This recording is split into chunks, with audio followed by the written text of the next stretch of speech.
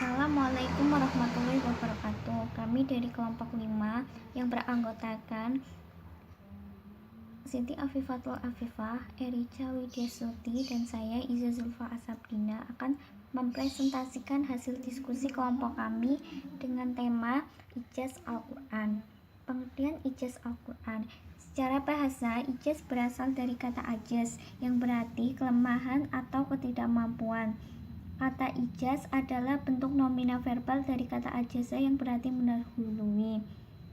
Ijaz Quran dapat didefinisikan secara terminologi, yaitu penampakan kebenaran kerasulan Nabi Muhammad SAW dalam ketidakmampuan orang Arab untuk menandingi mukjizat yang abadi, yaitu Al-Quran.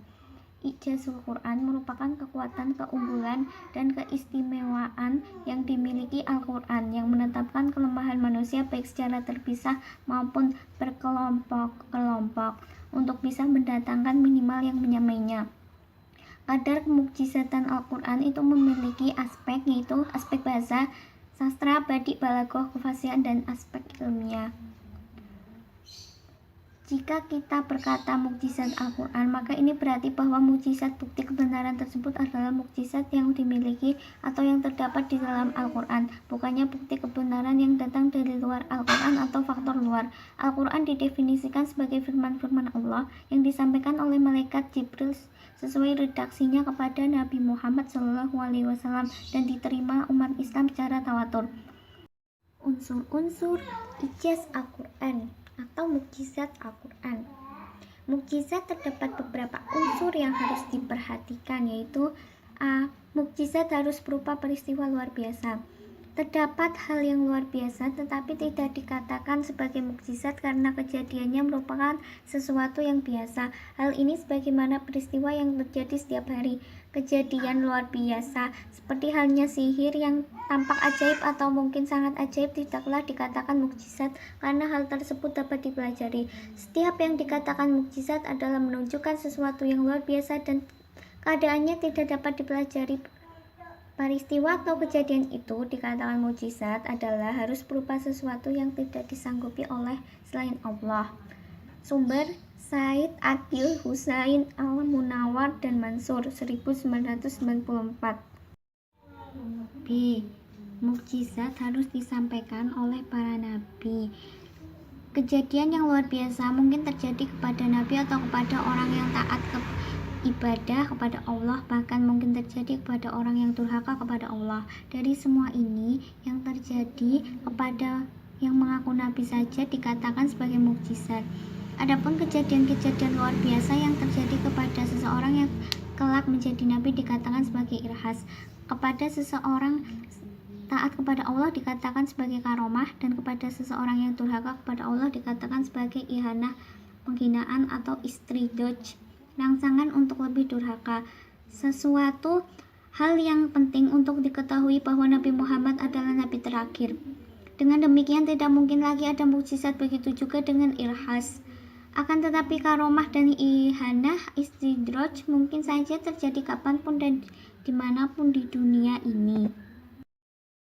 C. Mukjizat harus mengandung tantangan terhadap yang meragukan kenabian. Tantangan yang dikemukakan oleh seseorang mungkin saja dilakukan saat menjadi nabi atau sebelum nabi. Dalam kaitannya dengan mukjizat hanyalah tantangan yang dikemukakan saat seorang nabi menjadi nabi.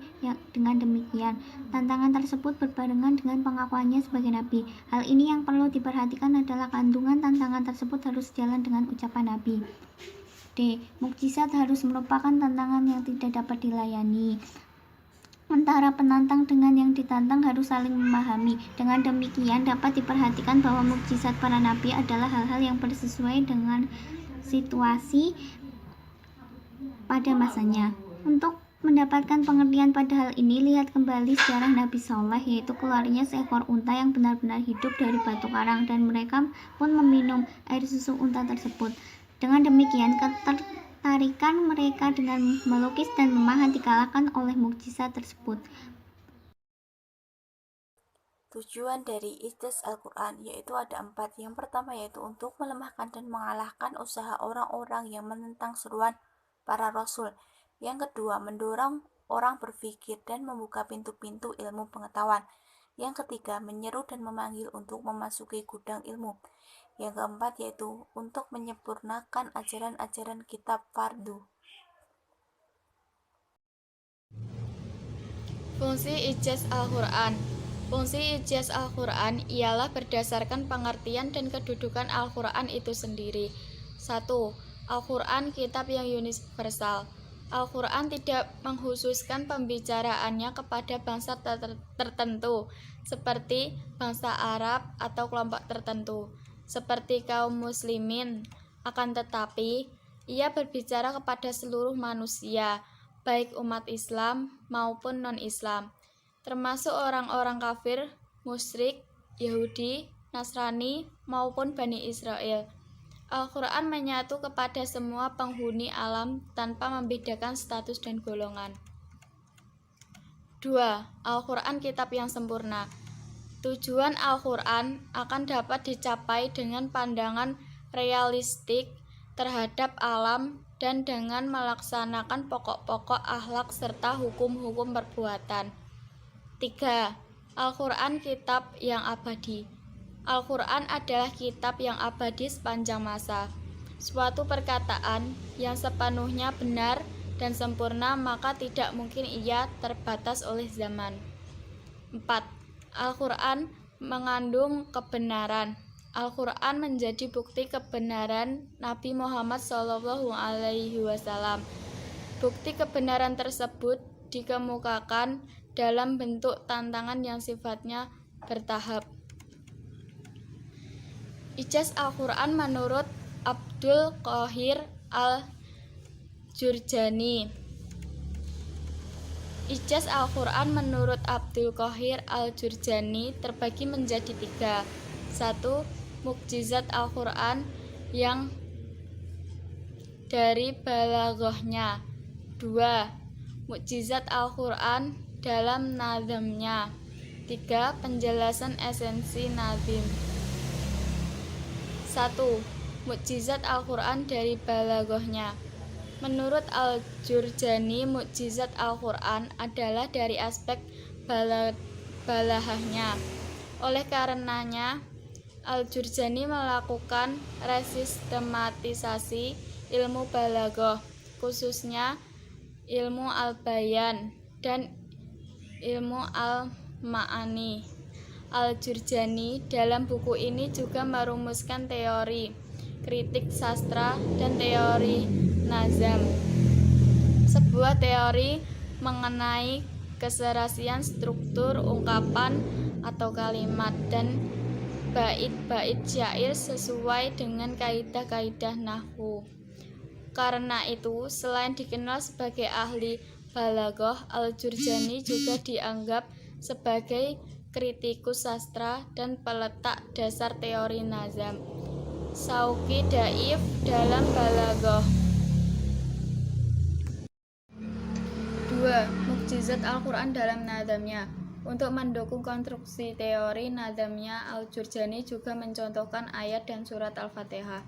Kata-kata dalam redaksi ayat tersebut mengandung 2 jenis makna, yaitu makna kata seperti alham, berarti pujian atau syukur yang paling tepat untuk hanya ditunjukkan kepada Allah Subhanahu wa Ta'ala, dan makna nahwu seperti al-ibtida, al-ikhbar, al-fi'liyah, al-maf'uliyah, al-zarfiyah, dan sebagainya. 3.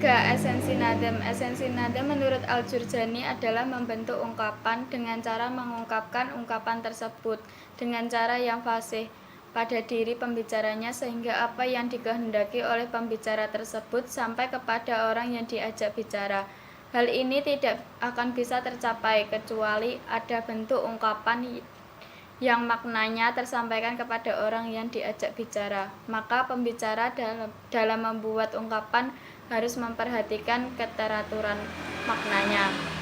Jadi, esensi teori nazam Al-Jurjani lebih menekankan pada hubungan antara lafal dan makna dalam struktur kalimat yang serasi dan seimbang, seperti tampak pada bait syair yang mengikuti wazan dan kaidah arud. Nazam merupakan aplikasi kaidah nahwu dalam reaksi suatu ungkapan dengan nazam kata-kata atau lafal dapat distrukturkan menjadi redaksi yang indah, baik, bermakna, dan komunikatif. Selanjutnya kita akan membahas mengenai kemukjizatan dari berbagai aspek, yaitu ada 3. Yang pertama yaitu aspek bahasa, yang kedua aspek syariah, yang ketiga aspek ilmu.